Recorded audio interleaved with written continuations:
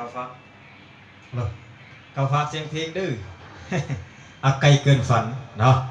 ก็เป็นบรรยากาศเบาๆมอบให้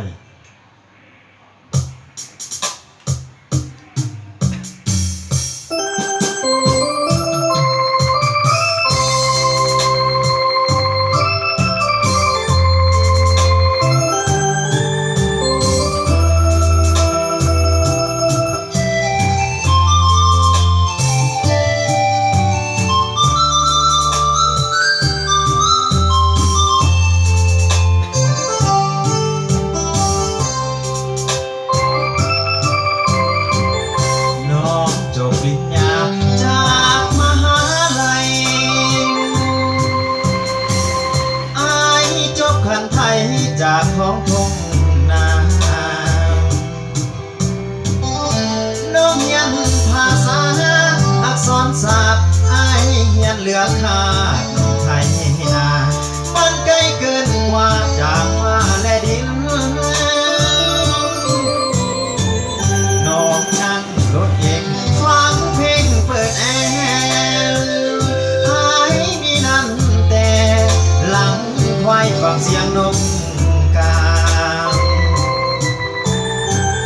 น้องกินอาหารเมืองนอกอ้ายกินผักนอกกับแจ่วปางบ่อาจเอื้อมหาน้องมาคู่เพียงไกลแส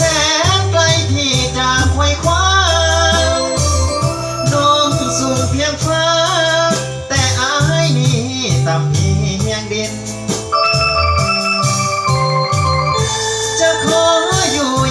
คนจน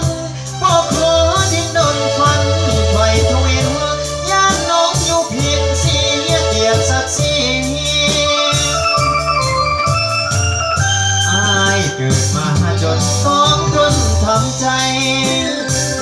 คงบ่มีภัยสนใจผูกมิตรไมตรียิ่งใดแต่เศร้าหมดมองหักน้องมาตั้งหลายปีเพื่อเกียรติคนดีอ้ายนี่ขอลาบรรยากาศบ้านไทยเดี๋ยวเบาๆเนาะการเสียงคอกันยังบรันได้ปันได้ระบีเนาะ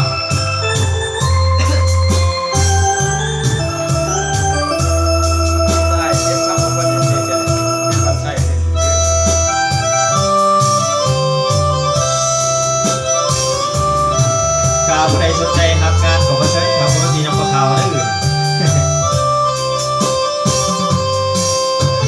ไกลแสนไกลที่จะไขว่คว้าน้องสูงเพียงฟ้า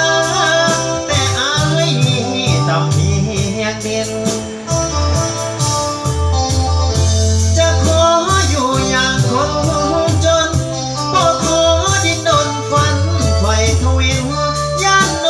พินเสียเกียรติศักดิ์ศรีอ้ายเกิดมาจนต้องทนทำใจคงบ่มีภัย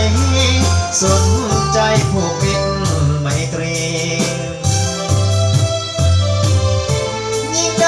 แต่เศร้าหมดมองหากน้องมาตั้งหลายปีเพื่อเกียรติคนดี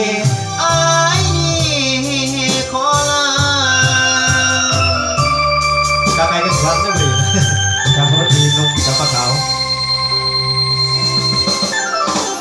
กาผู้ใดสนใจอยากหับงานหลายๆบอกว่าจะเป็นงานดอกงานขึ้นใหม่งานออกกับไอ้น้อยเนาะกำมันหับทางในบ้านใหม่เปลี่ยนในบ้านใหม่จังซี่เนาะ